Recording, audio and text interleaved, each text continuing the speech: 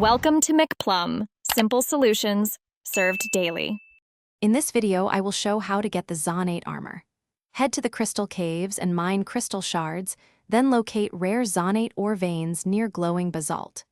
Prioritize a pickaxe with fortune enchantments, carry healing potions, and avoid roaming wyverns while you gather.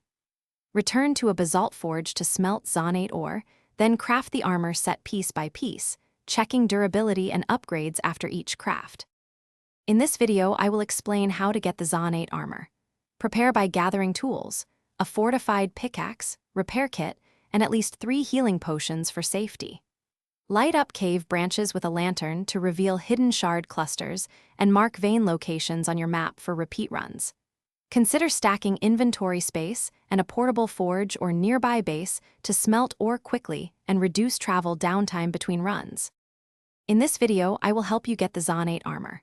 Focus on clearing guardian rooms first, as defeated bosses can unlock sealed deposits and increase shard yields. Use terrain to your advantage and lure wyverns into choke points for safer fights, and bring a tether or recall item to escape if needed.